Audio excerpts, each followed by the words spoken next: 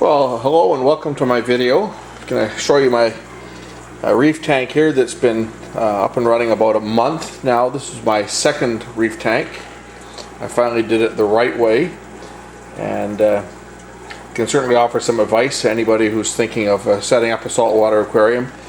Spend the extra money and buy a pre-drilled tank so you can put your sump and everything below the stand. Don't bother with these siphon activated type of overflows. They're just a pain. Spend the extra money and get a tank that's pre-drilled. It makes things so much neater. So what we have here is we have a 90-gallon tank with a 30-gallon sump, and I've got a lot of live rock in there now, about 90 pounds of live rock. I've got about 100 pounds of live sand as a sand bed. And there's another 40 or so pounds of live sand in the sump. For lighting, I've hidden everything in the canopy, as you can see. So everything is completely concealed. And what I've got here, if I open the canopy up, what I've got in here is I've got two 150 watt HQI metal halides, and I've got two 96 watt power compact fluorescents with an actinic and an actinic 03 for coloration. You can see the two different distinct colors of blue. Also, if we look in the back here, if I got keep the top open, you can see it. Well, kind of tough to see back there, but there's the overflow that drains down into the sump. Now down in the sump, I have a refregium set up. We open up the sump, open up the lower part of the stand. What I've got down here is I've got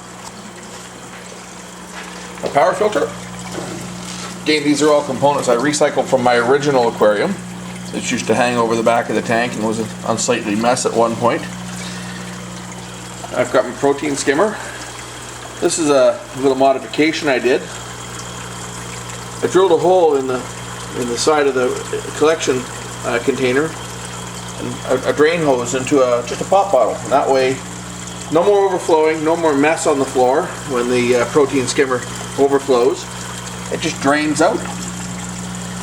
Inside the sump here, I got a bunch of live sand. Again, this is from my old aquarium. I just recycled all the live sand, and I've got some algae in there growing to take care of the nitrates.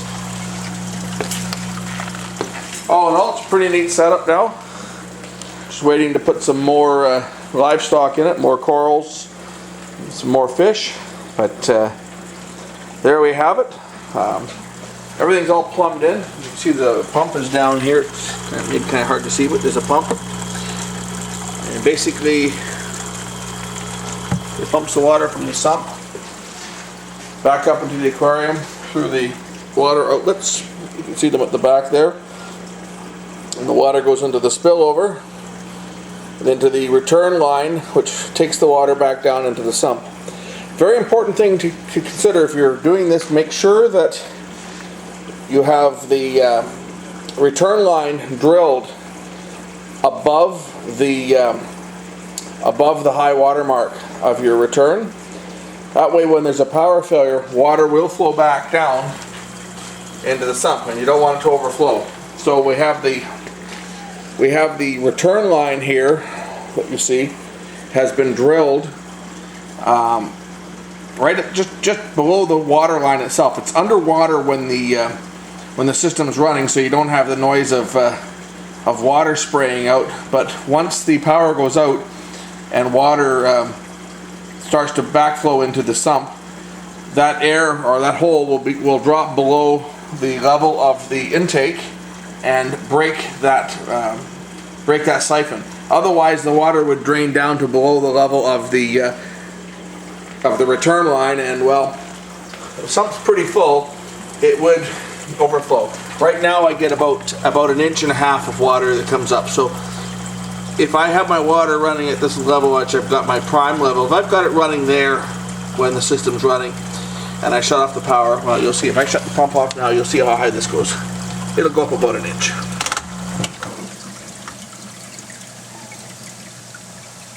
So as you can see now, water is continuing to flow in from the tank. until we reach the level of the spillover, and now it stopped filling the sump. The tank is leveled off. This way we don't have any chance of a flood. Let the power already go out. Power comes back on. Pump start up again. The overflow starts automatically. And we're not dealing with any siphons, and that's the big problem with the siphon overflows. Is if something happens to your siphon tube and either gets clogged up or the siphon gets broken some way, you'll have a big mess because the pump will continue to pump your sump out until the tank overflows. In those type of designs, you would actually put your intake up quite high on the sump. This is a fail-safe design. It's not going to flood, and the intake line is substantially larger than the return line, so there's no chance of it clogging up and causing a problem. And that's it. There's my little reef tank. I'll do another video when I get some more livestock in and show you how things change over time.